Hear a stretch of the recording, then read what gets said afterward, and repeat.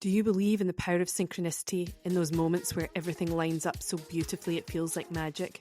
Welcome to the Flow Show, where we explore these flow stories, the miracles, coincidences, and moments of awe that remind us we're connected to something greater. I'm Joanna Turner, and I'm thrilled to share this journey with you. Each week, we'll dive into inspiring interviews, planetary grid work, and tools for spiritual and personal mastery. Whether it's business, life, or alignment, we'll help you tap into your unique flow. Let's dive in. I am so excited to be back this year in 2025. When I took my break over Christmas, I didn't know how long I would be taking off, and it wasn't until today that I was really inspired to record something for you. So here we are. And today we're going to be talking about shedding skins. It is inspired by our year that we've moved into with the Chinese New Year of the wood snake. So we'll talk a bit about that. And also the numerology for this year. The year is a 9-year. 2025 is a 9-year, the 2 + 2 + 5. So we will get into a little bit about what that means and how you can embrace this energy to the best of your knowledge. Before we get into that, I'm going to do a little update on a flow story that has been ongoing from last year. So a little bridge from the story from last year. And if you are new here, welcome. We are very happy to have you. And the original premise of the podcast has been about flow, living in flow. And for me, there are a couple of ways to describe it. And there's actually two-part of explanation on what I mean by flow, how flow works, last year as some of the earliest episodes that I did.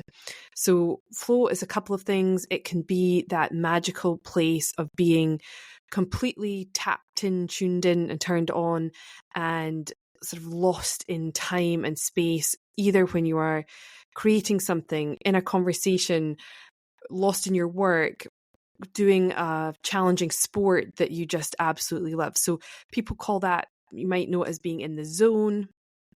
We call it being in flow, but there's a bigger way of living your whole life in flow. And it is a concept where magic happens, synchronicities happen, miracles happen. And it's a way of living where you accept every moment in life as it is supposed to be. So it's stopping fighting what's happening and living in a state of surrender. Now, surrender doesn't mean doing absolutely nothing, but it is more of a state of acceptance, so active surrender, where you're still operating, you're still doing stuff, but you're not fighting your reality, which makes life a lot easier and flow. And one of the signs that you're in flow and living in alignment with your purpose and on target is the synchronicities that show up in your life. So those little coincidences, God winks, just little moments of things where you're like, wow, maybe you asked for a sign and it actually showed up. Maybe you're seeing loads of repeating numbers. That could be a really big sign that you're starting to be having a spiritual awakening and starting to live in flow. And so when you start noticing these signs and things that are just too wild and weird to even believe that they all lined up so magically, that to me is a really big sign that I'm on track and listening and on my highest path. And they can be really comforting, especially in a year like a year of a wood snake, like a 9-year, which we'll get into. These signs and synchronicities can be really powerful.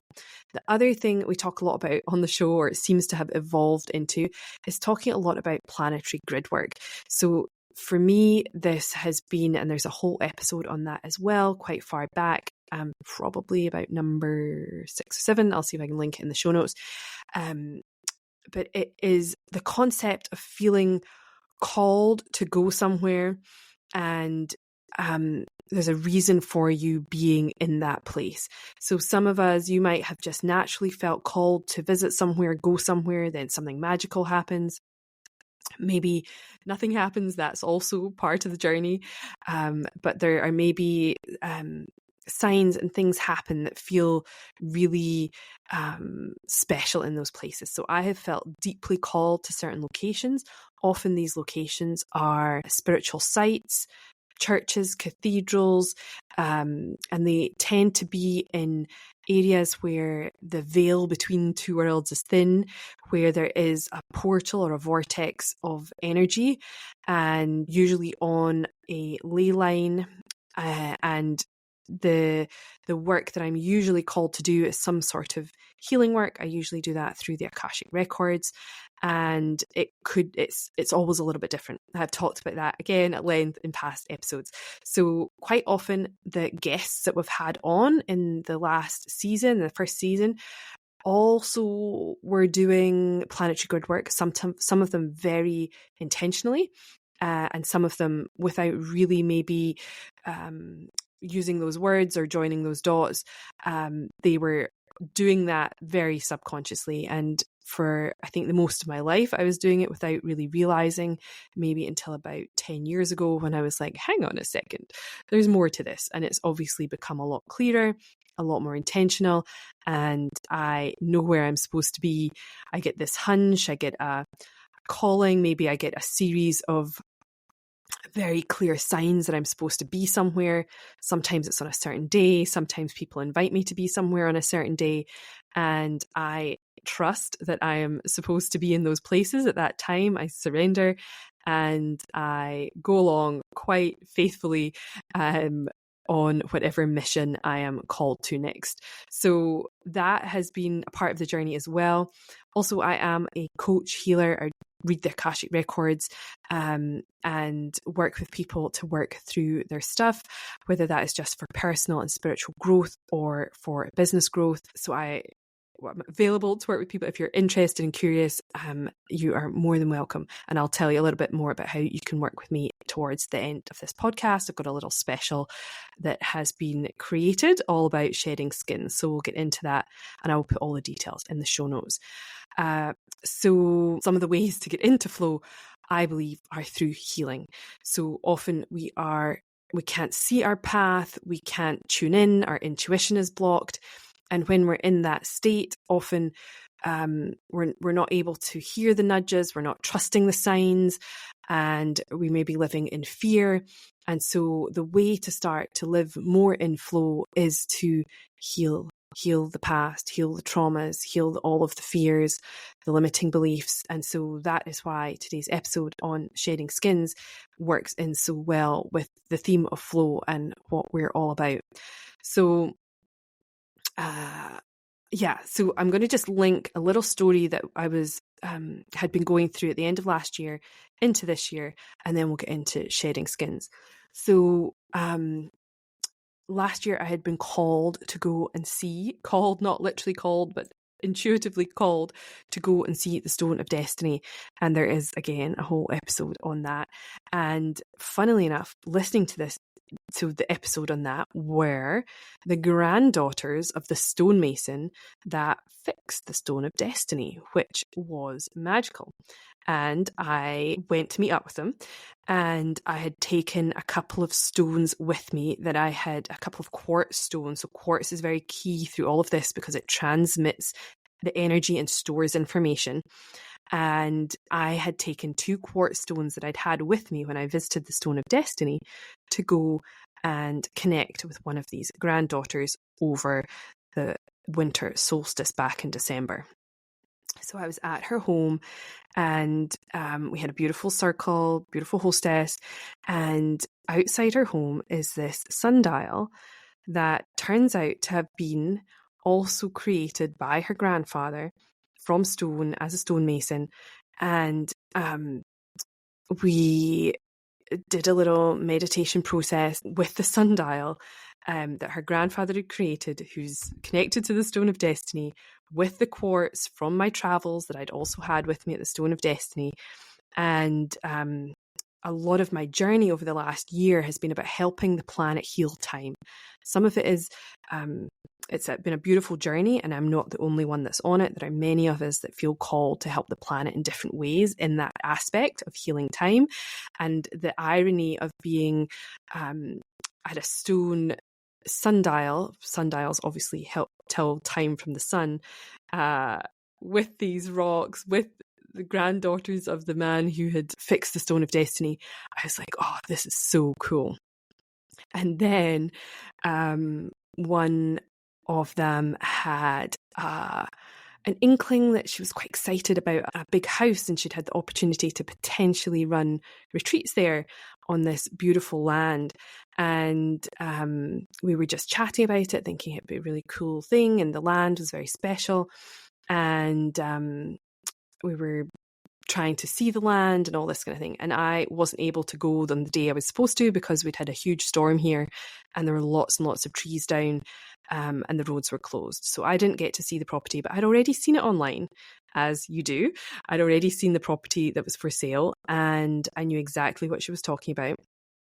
And it's just a great area. And I had always heard stories from my mum and dad about this, that my uncle used to live in that neighborhood, I guess. I'd never thought much of it. I'd heard the story that my cousin used to be able to watch the planes take off from the local airport from her bedroom window. And that was all I knew. Never thought another thing of it. I'd never heard the name of the house.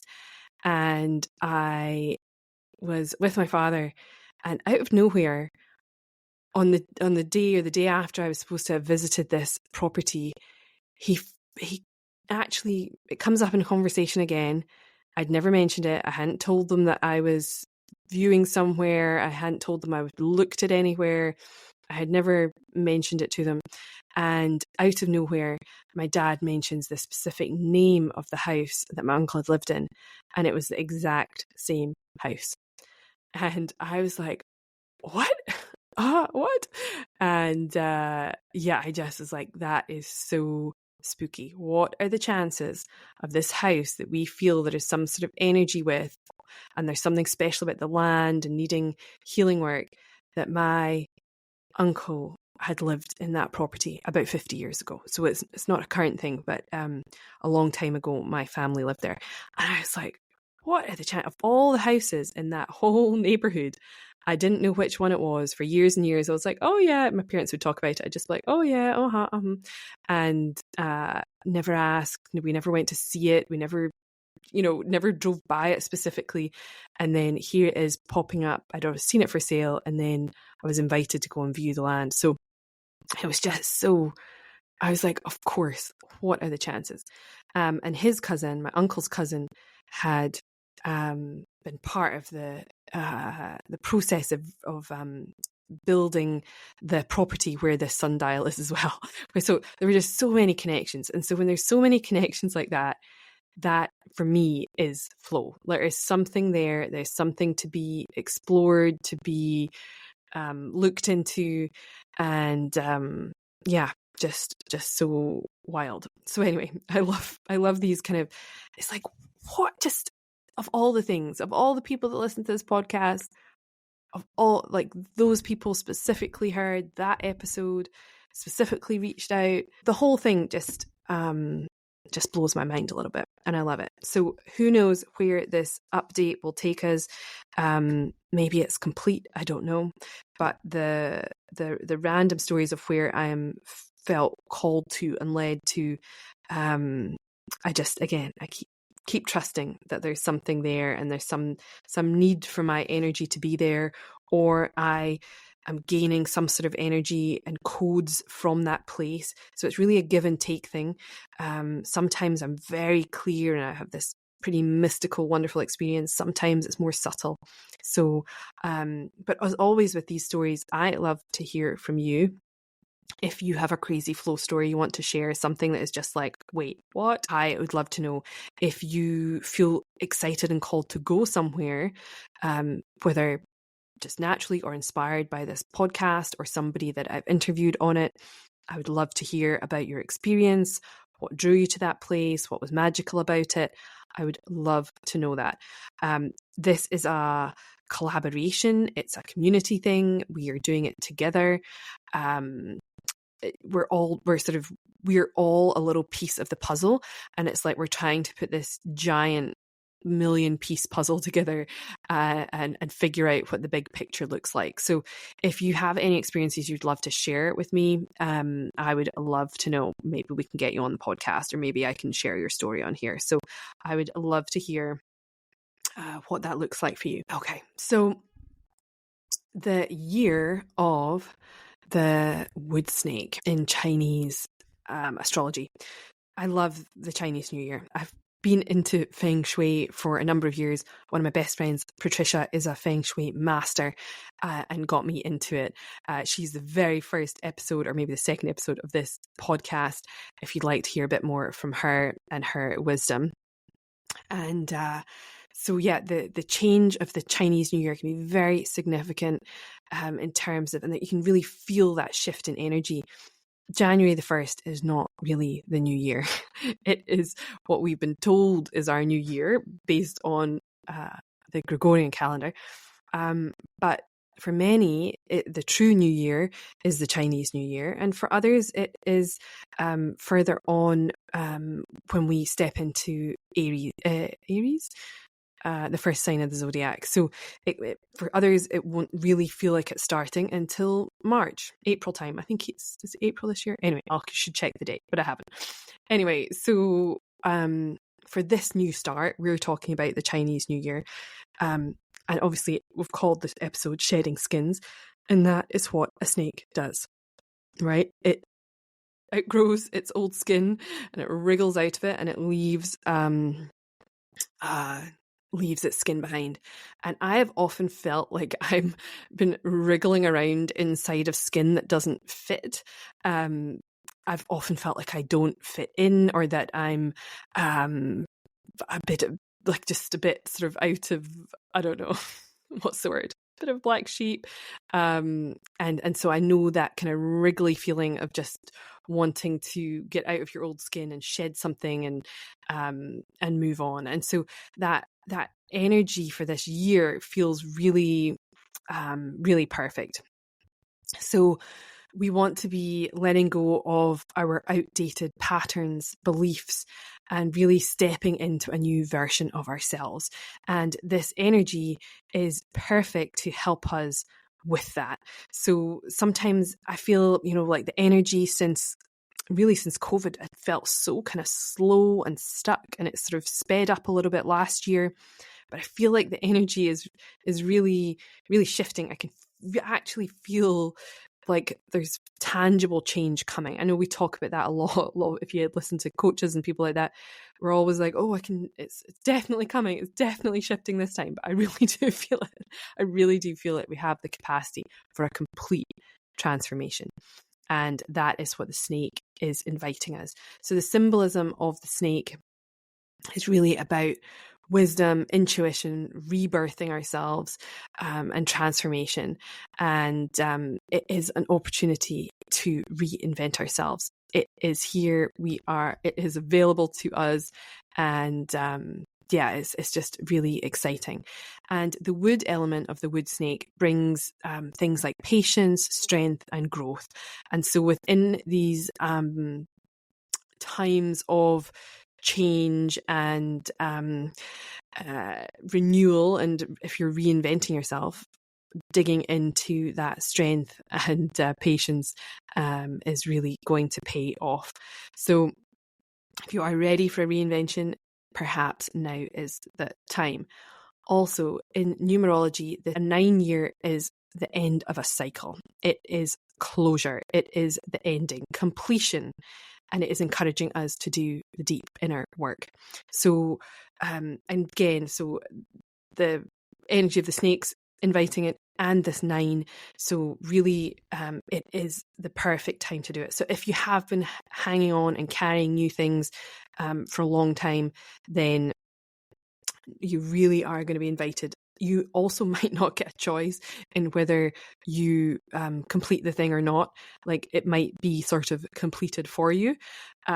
So I like to, as much as possible, get ahead of the curve on these things, and try and do it.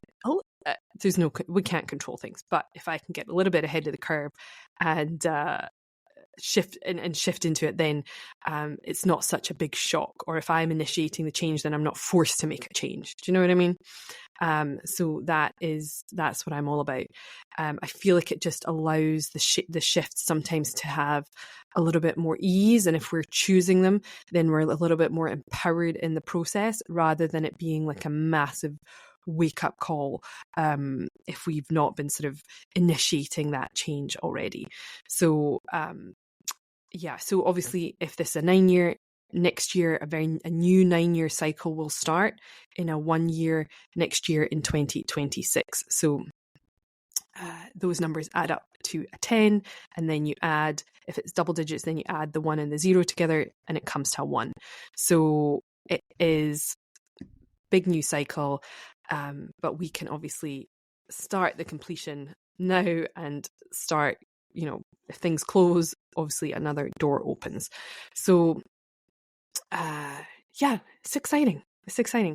And what comes along with that, and we'll talk a little bit more about the process of shedding skins, but also this year is slated to be a massive year of spiritual awakening. And we have 2025 has been wild already, and it's just, I want to just acknowledge everyone who is already feeling, maybe they felt like the rug's been pulled from under them. I have friends that lost their entire homes and absolutely everything in the terrible LA fires, and there's been so much loss and destruction, and it's just and obviously then we had the plane crash in DC. That was awful. And I mean, it has felt like it's all like suddenly things are sort of speeding up and just things are happening very quickly. So it can feel quite unsettling. But I think a lot of this stuff is also awakening people. They're starting to question things. They're looking for a deeper meaning. And I found when I was watching some of the footage from those terrible fires in LA, and I've got friends there, and I'm reaching out to them. I'm like, "Are you okay? Where are you? Can you get out?" Really felt for people. I've spent a lot of time out there. I have a lot of friends there. I ran one of my big events in LA, and so seeing the stories and updates was just really, really heartbreaking. And for me, seeing the animals sometimes is one of the hardest things to witness, whether it's people leading their horses out, going back to get their dogs, losing animals, like that stuff. Like most humans that have the ability, have the awareness, they knew it was coming. Some of them didn't. Oh my goodness. I heard one girl I follow, she'd moved into her new apartment with everything she owned on the Monday, and the fires took everything she owned on the Tuesday. I mean, that is unreal. I mean, that's a hell of a thing to go through. And what was really inspiring, though, was how they were, some people were handling it. And I saw one lady, oh God, she was like 94, sitting outside the absolute last burning embers of her home that had been her home for something like 65 years. And she's like, she's like, all I see is the good times, the memories. She was like, I'll start over. It's okay. She was so pragmatic and just incredible in that level of loss at her age. I was just absolutely blown away by her attitude and ability to roll with it. And I know, especially when people get older, I've got a lot of elderly relatives. My parents are nearly 90. they do not deal with change well. It's just natural. They become more fearful. Their lives become smaller. Anything out of the ordinary is just a big deal. And so, yeah, that lady having, lost everything, I was just blown away by her attitude, especially at her age. It's not easy for anybody, but yeah, starting over at 94 is something else. So, yeah, unreal. So if you have been affected by any of that, I'm sending you so much love. And yeah, it's a lot. So anyway, back to shedding skins and completion. There's different elements to this. So obviously we have old habits, old identities, who we believe we are. You will create any scenario to be what you identify to be, right? Our subconscious mind is strong. Our will and our identity is so strong that we will create scenarios to keep our identities alive. Our identity is very closely linked to our egos, and it is strong. And so for lasting change, for shedding a layer, for shedding your skin, it's about a change in identity. Who are you? How does that new version of you, what do they think? What do they feel? How do they act? How do they look? What are they wearing? Who are they with? Like, how is that new version of you operating in the world? What new identity can you start to take on and embody going forward into this new space? So it might be that you have to really take the time and ask yourself, who do I identify as? What identity have I been subscribing to, and therefore what world have I been creating around myself to feed into this identity of who I thought I was? And so that can also include, it can include obviously our daily habits, our other habits, our relationships, who we're spending time with, who we're not spending time with. All of those things are up for review, let's say. Okay. So, and I think so much of it is very hard to shed these skins. It's not easy. Sometimes you can't. The whole point of shadow work, for instance, is you can't see what you can't see. Maybe there are identities that you have been playing out that you don't even know you're doing. So that can be important to look at. And it's just important to recognize when it's time to let these go and embrace the change. So if you have been stuck in an old identity or an old reality, perhaps you've got you might feel stuck or uninspired. You might feel like there's no hope. You might feel a bit depressed or anxious. You might become more aware that you're just repeating old patterns that really don't serve you. You're kind of stuck in this, I call it a holding pattern. You're sort of just circling and circling, doing the same things with the same people, doing the same, you're not giving yourself the space to change and to shift things.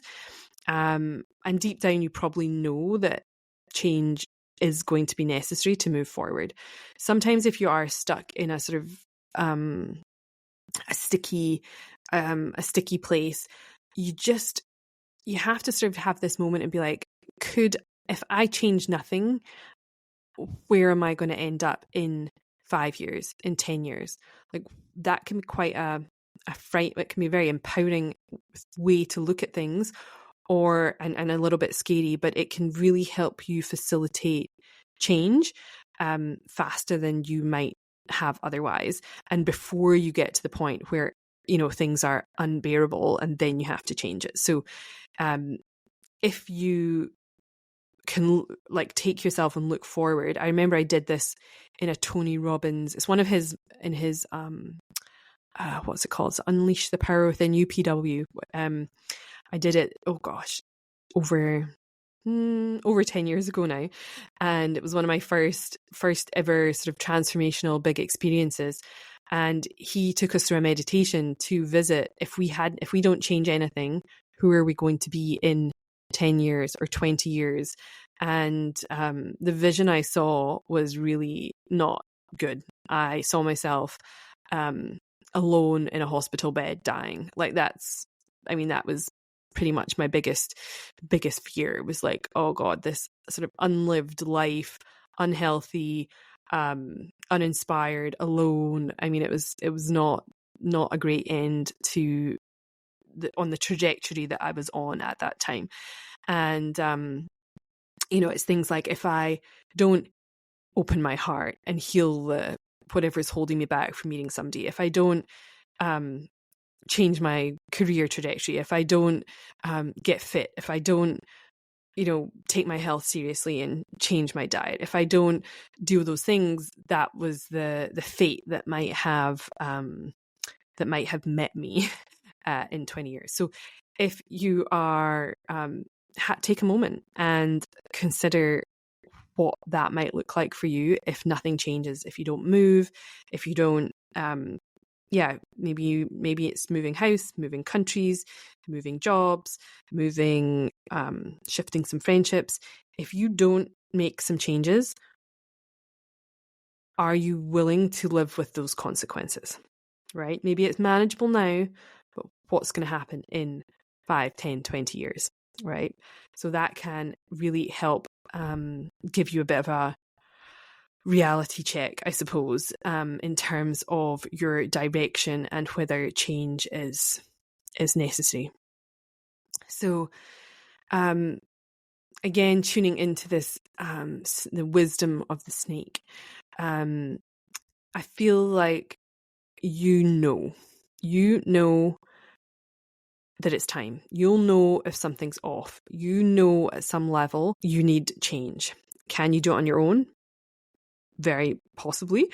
And you'll again know if you need some help, if you need to reach out. It's often so hard, but sometimes that first step, once you take that, everything gets a lot easier. So really trust your intuition. I know that it might feel like it's been turned off or not firing. Sometimes I still get that. I'm like, wait, am I off here? Like, what's happening? So yeah, really trust your your intuition. What is your gut telling you? What is your heart telling you? Give them space to speak to you. Ask for a sign. You'll get it. If you ask for one, you will get it. You have to you'll trust you'll get it, and you'll get it. So it's not necessarily going to be fun, right? It could be. You could make it fun and exciting, but there might be times where it's uncomfortable. And if you can, the more that you can, now there was a quote I wrote down here actually.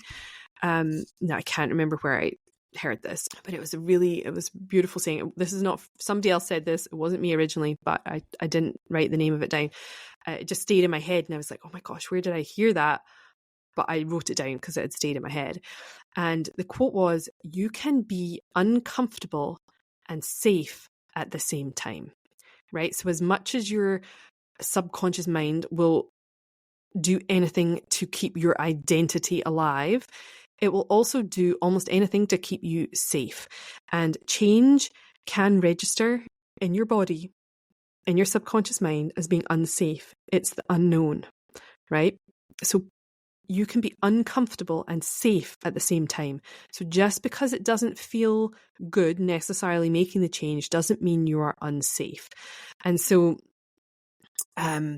it is really important, and a part of what I think the Tony Robbins process did with projecting us into the future was showing us that staying the same isn't safe long term. So whether it might feel safe and comfy to not change now, in 20 years, it's not safe long term, right? So it's allowing that little switch in our brains to be like, oh, okay, like this feels like a safe choice now, but it's maybe not going to feel like that in 10, 20 more years. So I'll repeat that once more because it is so good. You can be uncomfortable and safe at the same time.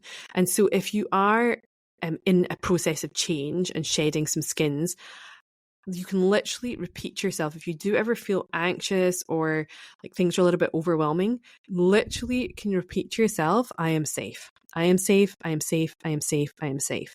And in that moment, you are safe and it is true. And if you tell yourself that, your body can believe it. So you might be lying in bed having some sort of anxiety, you can't sleep. I am safe. You are safe because you're in your warm, comfy bed and with a roof over your head. Right? In that moment, you are actually physically safe. And just, you can repeat to yourself, I am safe. I am safe. I am safe. It's safe to be uncomfortable. I am safe. I'm still safe. I'm uncomfortable. Change is happening, but I'm still safe. So really help having that awareness. You can do some tapping with that. And there's sort of different ways, but you want to be telling yourself during this period of discomfort that you are still safe. All right. It might be a time to embrace some solitude. Take a bit of time for reflection, especially if you've just been on the sort of hamster wheel doing the same thing with the same people over and over and over again. Changing your environment, whether it's just your emotional environment, can be massive. I find that being in the same place isn't necessarily helpful when you are trying to make a big change. And I'm not saying you have to move house or go on the road, but when I was going through a massive period of transformation and change, my first sort of initial spiritual awakening, I was doing it on the road, and I would literally be in Airbnbs, hotel rooms, and I would wake up one morning, I'm like, oh, I'm complete here. I need to go to the next place. And I would go and find the next place that looked amazing online, inspiring, had great views or whatever. And I'd be like, right, that's where I need to go and do my next phase of development. And I would just keep moving from environment to environment, and each environment would either trigger something new that I needed to release or inspire me into a greater mindset or a greater identity and vision of myself. So you don't need to, you're like, that is so unrealistic and privileged, Joe. Jumping from Airbnb is not on my availability list. I get it. But it might be just creating the change in your regular scheduled activities, whether that is taking a full day to yourself to sit in silence and just be, can be incredibly powerful. So that might be, or even just getting outside, going somewhere different, going to the beach, going for a walk in the hills, getting into the forest, changing your environment in that way can also be really powerful. So it will not necessarily be a comfortable journey, especially if part of that shedding is including creating new boundaries with people, new relationship, redefining your relationships with people. What does that look like? Who maybe no longer has unfettered access to your time, emotions, energy. That can be uncomfortable, and it can be safe, right? Not for everybody. Some people that is not safe, but use your own discretion with that. But yeah, for most people, it will just be uncomfortable, but it's still safe. So keep telling yourself it's safe to set a boundary, it's safe to change, it's safe to hold my boundaries, and really allow that next phase to get clearer and clearer for you. And follow the guidance that comes through when you do take that time out or change your environment. It can be very, very powerful. And not everybody, I might have probably brought this up before, but not everybody is going to understand a change and you growing and shedding the skin. Other people might be concerned for you, concerned for most of the time. These people just want to know that you're safe as well. So you can reassure them if that's something that feels important, or if somebody needs that reassurance. Often if it's a boundary change and the person doesn't like it, it's usually because they were benefiting from you having no boundaries. And they sometimes can kick off or get a little mad or feel like they've been slighted in some way. But it's really just, again, you standing up for yourself. And most of the time it's just uncomfortable, but you're still safe. So just have an awareness of what that looks like. And you might want to spend some time journaling about what you're ready to release, what you're shedding. Maybe it's breath work, maybe a guided visualization of what this next new identity could look like, so as you know what you truly are letting go. So really, a time of endings and therefore new beginnings, which is the exciting bit. So let's talk a little bit about the 9-year specifically. So it really is a beautiful time to clear your space. And the number one thing I usually get people to do is declutter first. So decluttering helps declutter your mind. It makes space for beautiful new energies to come in, whether that is your laptop, desktop on your laptop, whether that is your email inbox, whether that is your wardrobe. Decluttering can be so powerful and cathartic. And often, I just shared this with somebody recently, it can feel overwhelming before you start, but it is usually the first 2 or 3 bits of things that you get rid of that feel the hardest, that can feel unsafe. So again, if you are starting the decluttering process, you're feeling a bit overwhelmed, it's safe to let this go. It's safe to declutter. It's safe to do it. And once you've let go of a couple of things, your body, your sight, your subconscious mind realizes that nothing bad happened, right? You stuck the things in the charity bag, you put them in the bin, and your body goes, nothing bad happened. I didn't die. And then it usually becomes a really quite fun, exciting process, because you're like, oh, I didn't die. And you can just chuck things in the bag and get it cleared. And then you're like, what else can I declutter? What else can I let go of? Because you realize it wasn't quite as bad as you thought it was going to be. In Sydney, I remember when I had initially packed up my house to go on the road, I'd done it again in a couple of weeks. I never seemed to give myself enough time for these things. But I had packed up everything and I put a whole chunk of stuff into what do you call them? A storage unit. And over a couple of years, while paying several $100 a month, I ended up with 2 storage units, paying even more money a month to hold on to this stuff. And again, it was a chat with my lovely friend Patricia, who found out that I had storage units. She's like, oh no, that's terrible energy. That's just stuck. That's just you holding on to the past and stuck energy. She's like, you need to go and get rid of that. And I was like, do you know what? It's not just stuck energy. It's also costing me hundreds and hundreds a month in storage fees. And the stuff, after it sitting there for 2 years or 3 years or whatever it was, I was like, the stuff is probably not worth the amount I'm spending on the storage. And so I went down, and I had a guy I was dating at the time actually came and met me at the storage unit. We opened the doors. I burst into tears, and I was like, oh my God, it was so overwhelming. And he just, we kind of just looked at each other, and he was like, oh, I think we should just go for breakfast. And so we just abandoned the mission and went for breakfast. I was like, it was just so much. I hadn't looked at the stuff in years, and I was like, oh my God, I'm back. I was like, how am I going to deal with this in I had 10 days or something. So I closed it, and then we went for breakfast, and then I went and I hired a life organizer person to help me. So again, not always able to do this by myself. And this lady was fantastic. She was exactly what I needed for that process. And it took us 2 or 3 days full time And she would just like, she's like, right, you're going through this next. And I'd be like, oh, and I'm like, oh, look, photos. Oh, look at this thing. And she'd be like, focus, get the thing done, get rid of it. She's like, you're only keeping 2 things out of that bag. And I'd be like, oh, what?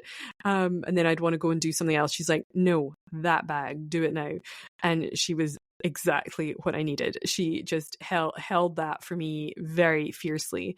And she was like posting things on Gumtree. This was before the days of Facebook Marketplace, but she was posting things on Gumtree and selling them. And we had people turning up the next morning to buy my bike and, or a TV or a sofa or whatever it was. Like, people were just like turning up and buying it the next few days. And she was like taking the stuff to the charity shop, and she just was an absolute legend for me. So sometimes it's too much to deal with on your own. Sometimes you need help. Sometimes you just need to get a life organizer lady for 3 days and let somebody help you in that process. So yeah, and it can be triggering when you're doing this stuff. Obviously, I was overwhelmed when I opened the doors to that, and your old wounds, your old emotions, the old patterns come up during that kind of process, whether it's you coaching or doing whatever, and they come up to be closed. They come up to be seen, to be witnessed, and then ultimately to be closed. And once I had got rid of all that stuff, whether I sold it, gave it away, bin, charity shop, I felt so light, so excited. I wasn't paying this ridiculous amount every month. I wasn't held back by that stuff. I didn't need to go back and deal with it later. It was just done. And I had like 2 suitcases of belongings. That was it. And it felt really good. I don't necessarily recommend that to everybody. I know it's not a thing, but for me, that was the process. And it's happened quite a few times. Just moving internationally, you are forced to declutter. You're forced to let go of your stuff. And I've done it many times. So it's, I don't have a lot of stuff, and that's great. Although part of me is craving having more stuff very soon. But that's okay. Maybe that'll be my 1 year. Maybe that'll be my 2026. Building back up all the stuff again. Who knows? So what can this look like? Often it is about forgiving others. Forgiving doesn't mean making it okay or that the thing was ever okay. Forgiving it is allowing yourself to say your piece, not necessarily directly to them, whether that's in meditation or in a letter or something like that. Letting it go for yourself. And sometimes it's about forgiving yourself for the things you've done, perceived mistakes you've made in the past, all of that kind of thing. So have compassion for yourself and allow the forgiveness to come through. And you could even look at it as the whole 9-year cycle. What have these last 9 years taught you? What are you completing from this last 9 years? And then, really set the intentions for the next chapter. Once I've closed this out, what does the next chapter look like? So maybe quite a few questions to ask yourself. What identities or beliefs am I ready to release? And sit with that. What's been the biggest lesson from this cycle? And then what's your vision for your next chapter? And really working through those things will be amazing. Especially this year, especially at this time. And be gentle with yourself in the process. Be curious in the process, and trust yourself in this time of transformation. It is, it's exciting as well. So we can sort of choose whether it's dreadful and awful and the worst thing in the world, or can you let it go with as much grace as possible? Give yourself some grace.